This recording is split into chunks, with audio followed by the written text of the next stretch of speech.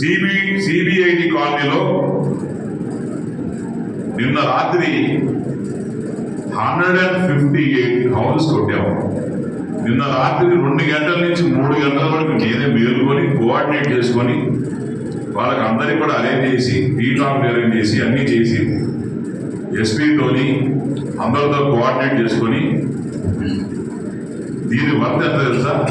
దగ్గర 28 కోట్లు ఆ ల్యాండ్.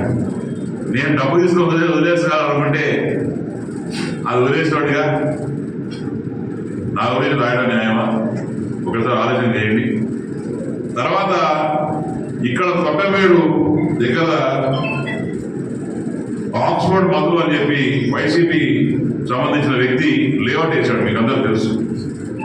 దాంట్లో ముందు సోషల్ వెల్ఫేర్ ల్యాండ్ ఉంది, దాని తర్వాత ముందు మున్సిపల్ ల్యాండ్ ఉంది, తర్వాత పైపులు వేసుకుంటాను పర్మిషన్ అప్లై చేసుకొని దొంగ పర్మిషన్ తెచ్చుకొని అవన్నీ కూడా ఆక్రమంగా ఆక్రమించుకొని దాన్ని రోడ్ వేసేసాడు.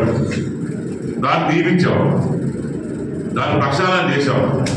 దాని గురించి అందరి మీద కేసులు కూడా వేశాడు. అతను మొన్న కూడా నాలుగు వచ్చినాడు, ఇండివిజువల్గా కేసులు మున్సిపాలిటీలో వేస్తున్నాడు. అంటే నాకు అవసరమైతే ఆ మధుగాడితో నేను కలిసిపోయి ఈ మధు ఆ మధుతో కలిసిపోయి నేనేమో డబ్బులు తీసుకున్నా, లేకుంటే అతను నాకేమన్నా బంధువా? ఓ ప్రక్షాళన మొదలెట్టావు,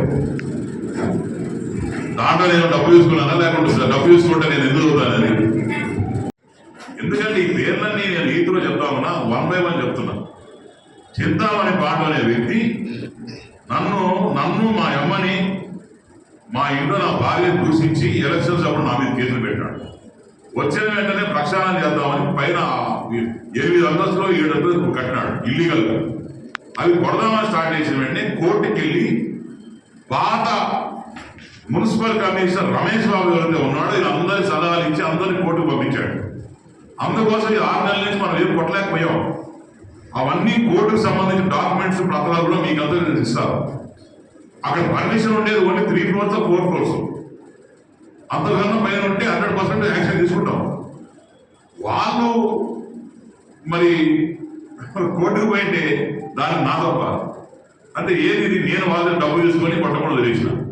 ఈ రకంగా మాట్లాడితే ఎంత మాత్రం లేదు. తర్వాత ఇక్కడ కుర్చీ మేస్త్రి అని చెప్పి ఓ వైసీపీ వ్యక్తి అక్కడ బిల్డింగ్ కట్టినాడు. నేను పేర్లు కూడా తీసుకోవాలనుకోవట్లేదు, ఎందుకంటే ఈ పేర్లు ఎందుకు ఇస్తా ఉన్నానంటే ఇక నేను అలసిపోయినా. ఎందుకంటే కుక్కలా కష్టపడతా ఉంటాను ప్రజల కోసం. ఎట్లెంత ప్రక్షాళన చేస్తా ఉన్నావు, ఎక్కడ తిరుగుతా ఉన్నావు, ఎస్సీ హాస్టల్ ఏం చేసినావు, రోడ్లు ఏం చేసినావు, టెంపుల్ ఏం చేసినావు, ఇన్ని కష్టపడే వ్యక్తిని నా మీద ఏంటి మాట్లాడారంటే ఒక బాధాకర విషయం. బాధతో మాట్లాడాను.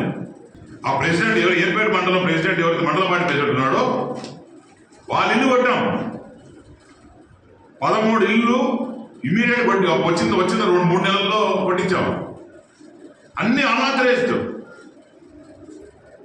ఇంకో 2 ఇల్లు ఉంటే పోయి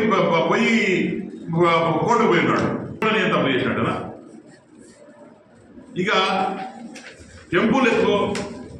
టెంపుల్లో వైసీపీ టైంలో 90 లక్షలు ఎప్పుడు దాటలేదే. ఇవన్నీ కూడా ఆన్లైన్లోనే కదా. నేనేదో పిచ్చివాడు వాగుతున్నా కాదు కదా. టెంపుల్ ఎప్పుడన్నా 5 సంవత్సరాల్లో 90 లక్షలు దాటిందా అని అడుగుతా.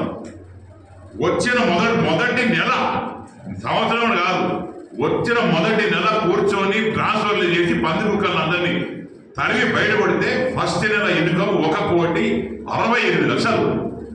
రెండో నెల 1,95,00,000. మూడో నెల 2 కోట్ల చిల్లరా. 4వ నెల 2 కోట్ల చిల్లరా. ఎట్లా వచ్చినాయండి డబ్బులు దేవుడికి? నేను తింటే వైసీపీ కలిసిపోయి తింటే నాకు వస్తాయి డబ్బులు.